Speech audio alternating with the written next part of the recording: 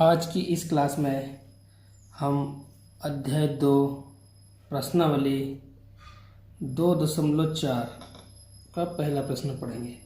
आपका प्रश्न है, बताइए कि निम्नलिखित बहुपद में से किस बहुपद का गुणनखंड x धन 1 है। पहला सवाल है x की घात 3 धन x की घात 2 धन 1 धन 1। दूसरा है x की घात 4 धन x की घात 3 धन x की घात 2 धन x धन 1। तीसरा है x की घात 4 धन x 3 x की घात 3 धन 3 x की घात 2 धन x धन 1। चौथा सवाल है x की घात 3 माइनस x की घात 2 ऋण कोष्टक में 2 धन करनी 2 इंटू x धन करनी 2। अब इसमें आपको पूरा व्यवस्थित लिखना पड़ेगा। दिया है में क्या लिख देंगे, बहुपद मतलब पहला सवाल है अब आपका।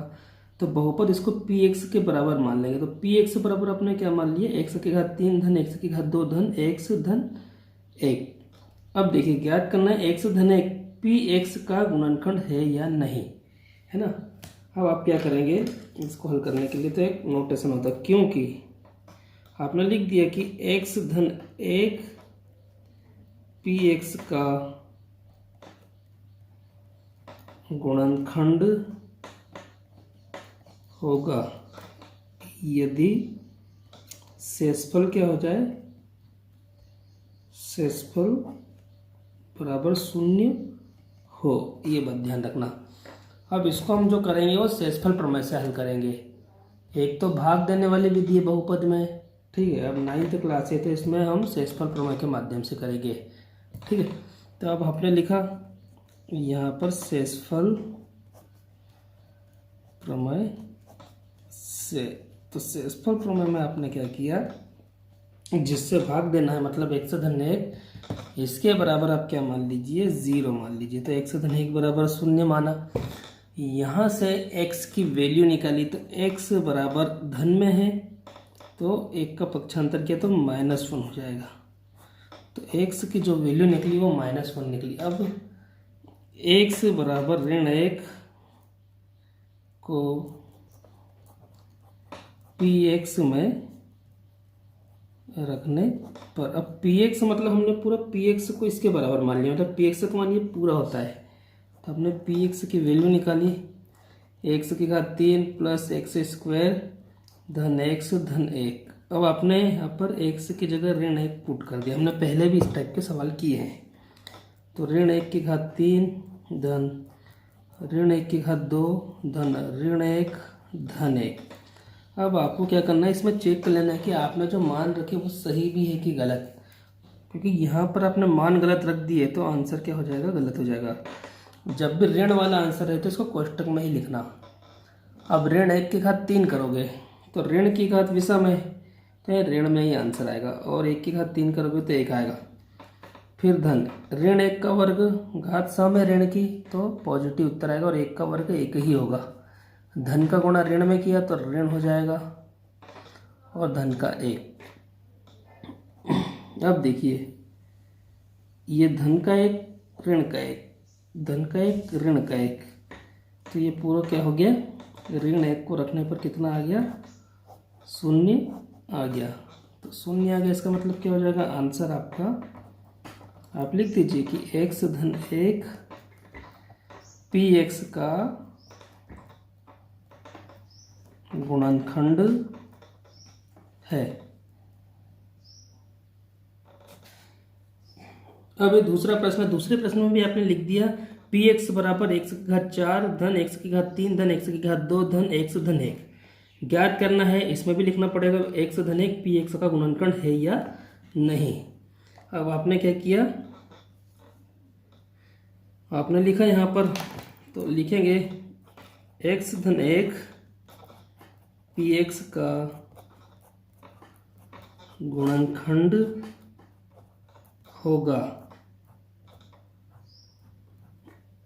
यदि, इसको काट के आप लिख दीजिए होगा यदि, क्या हो जाएगा आपका जो शेषफल जो होगा वो शेषफल बराबर क्या आ जाए, 0 आ जाए। ठीक है, तो हम यहाँ पर शेषफल प्रमेय का उपयोग करते हैं। शेषफल प्रमेय से, इस शेषफल प्रमेय के माध्यम से क्या होता है, सवाल क्या सरल हो जाते हैं। अब आपने क्या लिखा यहाँ पर कि x धन 1 बराबर 0 मान लिया, x की वैल्यू -1 निकली। अब आपको क्या करना पड़ेगा, x बराबर ऋण 1 रखने पर अब अपने px को उतारा, तो px बराबर होता है आपका x की घात 4 धन x की घात 3 धन x स्क्वायर धन x धन 1। अब इसमें आप इसको चेक कर लिए, देखिए x की घात 4 x की घात 3 x की घात 2 x और धन 1। अब इसमें x ऋण 1 x की वैल्यू रखते जाइए, तो ऋण 1 की घात 3 धन ऋण 1 की घात 2 धन x ऋण 1 और धन 1, ये ऋण 1 है। अब ऋण की घात क्या है, सम है, तो जो रिजल्ट आएगा वो पॉजिटिव आएगा। ऋण की घात विषम है तो ऋण में उत्तर आएगा, ये 1 हो जाएगा। ऋण की घात सम में है तो ये पॉजिटिव में उत्तर आएगा। और धन का गुणा ऋण में क्या, तो ऋण 1 हो जाएगा, धन 1। अब आप देखिए धन वाली संख्याओं को जोड़ दीजिए, एक ये और एक ये, तो ये हो गया 3। ऋण वाली संख्याओं को अलग जोड़ दीजिए, तो ऋण का कितना हो गया आपका 2 हो गया, तो 3 में से 2 गया तो कितना आ गया, 1 आ गया। तो यहाँ पर ऋण 1 रखने पर कितना आंसर आ गया, +1 आ गया। क्या यह 0 के बराबर है, यही आपका शेषफल होगा। तो शेषफल कितना आ गया, शेषफल बराबर 1 आ गया। अब शेषफल 1 आ गया, 0 के बराबर नहीं है, तो आंसर क्या हो जाएगा आपका कि x धन 1 px का गुणनखंड नहीं है।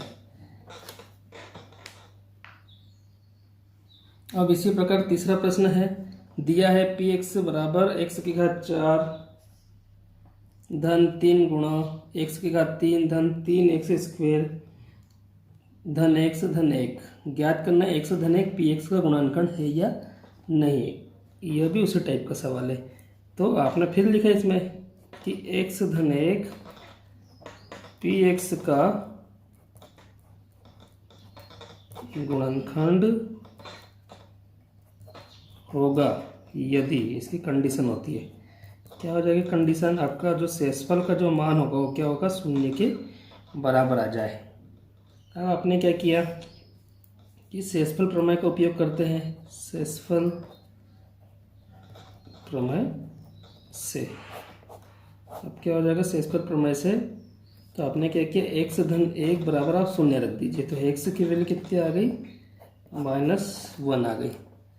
अब आप क्या करिए कि x बराबर ऋण 1 को px में रखने पर px की वैल्यू क्या है आपकी, तो px बराबर आपका हो गया x की घात 4 धन 3x की घात 3 धन 3x की घात 2 धन x धन 1। अब आपको क्या करना है कि जो x है उसकी जगह आपको क्या रखते जाना है, ऋण 1 रखने जाना है और उसको कैलकुलेट कर लेना है। तो -1 की घात 4 हो जाएगी, फिर 3 गुणा -1 की घात 3 धन 3 गुणा -1 की घात 2 धन -1 धन 1। जब भी माइनस में आपका आंसर हो तो उसको कोष्टक में ही लिखना है, ठीक है। अब ऋण 1 की घात क्या है, 4 है।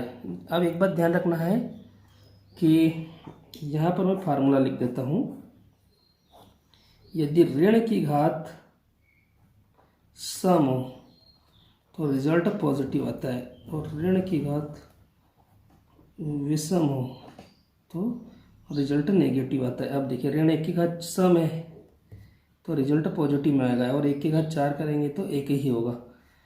फिर देखिए एक ऋण 1, ठीक है, तो ये हो जाएगा धन 3 गुणा, अब ऋण 1 की घात 3, तो ऋण 1 की घात 3 करोगे तो 1 ही होगा, परंतु ऋण की घात विषम में तो इसलिए रिजल्ट इसका नेगेटिव आएगा।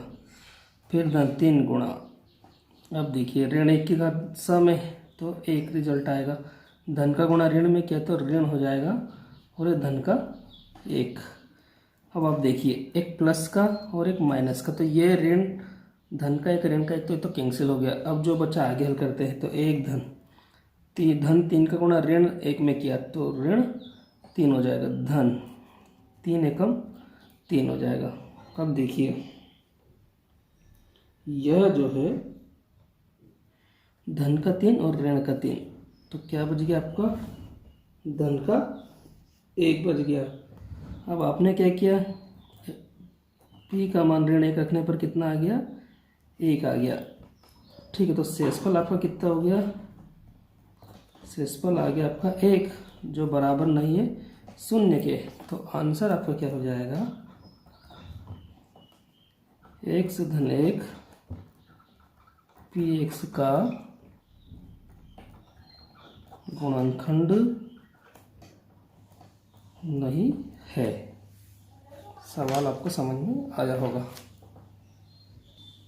अब आपका है चौथा सवाल, दिया है px बराबर x की घात 3 ऋण x की घात 2 ऋण कोष्टक में 2 धन कण्डी 2 इंटू x धन कण्डी 2 ज्ञात करना है x धन 1 px का गुणनखंड है या नहीं। यह भी उसी मेथड से करना होगा। क्या लिखो, क्योंकि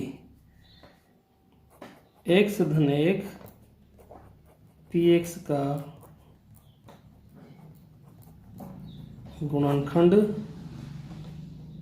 होगा। इसकी शर्त क्या, जो शेषफल का मान क्या हो जाएगा आपका, तो शेषफल बराबर क्या आ जाए, अगर 0 आ जाए। हम यहाँ पर शेषफल प्रमेय का उपयोग करते हैं, शेषफल प्रमेय से। अब आपने क्या किया, शेषफल प्रमेय में जो x धना 1 है हमारा, जो है जिससे भाग देना है, उसके बराबर हमेशा 0 मान लीजिए। तो x बराबर आपका जो ऋण 1 आ गया। अब x बराबर ऋण x को px में रखने पर, अब आपने px का मान उतारा, तो px आपका क्या हो गया, x की घात 3 ऋण x की घात 2 ऋण 2 धन कण्डी 2 x धन कण्डी 2। अब आप क्या करिए कि x की जगह ऋण 1 रखते जाइए, तो ऋण 1 की घात 3 फिर ऋण x की जगह ऋण x की घात 2 ऋण 2 धन कण्डी 2 और यहाँ पर ऋण 1 आ जाएगा, फिर धन कण्डी 2। अब ऋण 1 की घात 3 करेंगे तो ऋण 1 उत्तर आ जाएगा, ऋण 1 की घात 2 करोगे तो 1 आएगा धन का, और ये 1 ये वाला।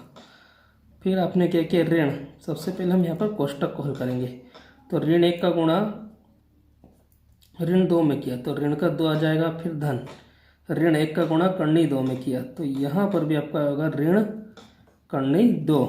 इस ऋण 1 का 2 में गुणा किया ऋण 2 हो जाएगा, इस ऋण 1 का गुणा कण्डी 2 में किया तो ऋण कण्डी 2 हो जाएगा, और धन कण्डी 2। अब आप देखिए ऋण 1 और ऋण 1, तो दोनों ऋण के इसलिए जुड़ जाएंगे, ऋण का 2 उत्तर हो जाएगा। अब इस ऋण का अंदर कोष्टक में गुणा करेंगे तो ये धन का 2 हो जाएगा, फिर ऋण का गुणा यहाँ पर किया तो धन का कण्डी 2 हो जाएगा और धन कण्डी 2 हो जाएगा। अब आप देखिए धन का 2 ऋण का 2 कट जाएगा। अब देखिए इसकी, अब 2 कण्डी 2 धन कण्डी 2, तो इसके आगे कुछ नहीं तो 1 पढ़ लीजिए, इसके आगे भी 1 पढ़ लीजिए, और 1 और 1 कितना हो गया, 2 कण्डी 2। अब देखिए ऋण 1 को रखने पर आपका आंसर क्या आ गया, 2 कण्डी 2। तो शेषफल आपका क्या हो गया, जो शेषफल हो गया आपका 2 कण्डी 2 बराबर है क्या 0 के, नहीं है। तो आंसर आप क्या लिख दीजिए, x धन 1 px का गुणनखंड नहीं है। इस तरह से आप भाग विधि से भी कर सकते हो, पर भाग विधि से जब इसको हल करोगे तो यह थोड़ा सवाल बड़ा हो जाएगा। आप शेषफल प्रमेय का उपयोग करोगे तो सवाल क्या हो जाएंगे, सरल हो जाएंगे। तो आपको यह सवाल समझ में आया होगा। अब इन सवालों में जो ऑनलाइन पढ़ना थोड़ा सा मुश्किल काम होता है, परंतु जब ऑनलाइन आप पढ़ते हो तो पूरा कॉन्सेंट्रेट रखना पड़ेगा आपको। जब 4 से 5 बार आप इन वीडियो को देखोगे तो आपको बहुत ही आसानी से समझ में आ जाएगा।